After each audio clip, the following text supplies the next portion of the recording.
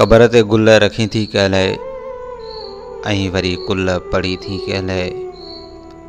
जंहिंखे प्यार लाइ सिकायो तो, जंहिंखे दीदार लाइ सिकायो तो, उहे अखियूं हाणे बंदि थी वयूं। जंहिं मथां पेर रखी बीठी आहियां उन मिटी में दफ़न थी वयूं। पोइ हाणे रोई थी कहलाए, क़बर ते गुल रखी थी कहलाए ऐं वरी कुल पड़ी थी कहलाए। जीअरे जंहिंखे रुआड़ियो तो ऐं वरी राहुनि में बीहारियो तो, हुयो त हिकु नज़र जो सवाल, जंहिंखे न पोइ निहारियो तो।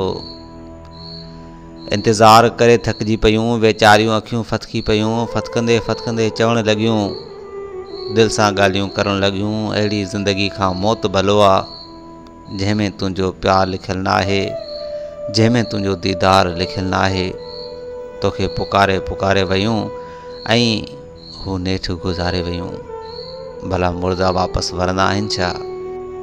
पोइ मोटी अची चवी थी कहलाए, क़बर ते गुल रखी थी कहलाए ऐं वरी कुल पड़ी थी कहलाए। कमकार खां बेकार थी वयमि, तो बिन ज़िंदगी खां बेज़ार थी वयमि।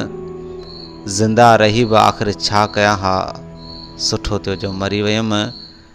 करे टारो हितां टरी वयमि, भला केतिरियूं संभालिया हा यादूं, तो अचण जी पक ॾिनी हुई छा, नेठि इंसान हुयमि ॾही वयमि। ॾुख सूर पाण सां खणी वयमि, तो लाइ आख़िरी ख़त छॾे वियो आहियां, जंहिंमें हिकिड़ो लफ़्ज़ लिखियलु आहे, सम्झणु चाहीं त सम्झजां, उहो इंतज़ारु ॻाढ़ो छो लिखियलु आहे।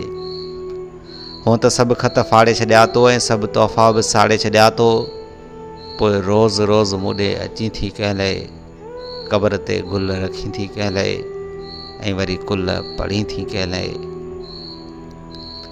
रज़ा जे नाव खां नफ़रत हुई जे एॾी, मतिलबु कंहिंसां त मोहबत हुई न एॾी। छॾ हाणे सुख सां सुम्हण ॾे मूंखे, मरियो आहियां त बसि मरण ॾे मूंखे। वरी यादूं पंहिंजूं ताज़ा न कर, भल नालो निशान गुम थी वञे। क़बर खे पको करण लाइ राज़ा न कर, मां चाहियां थो त तोखां गुम थी वञा। जीअं मां ॻोल्हींदो रहियुसि, तीअं तूं बि सॼे क़ब्रिस्तान में ॻोल्हींदी रहीं।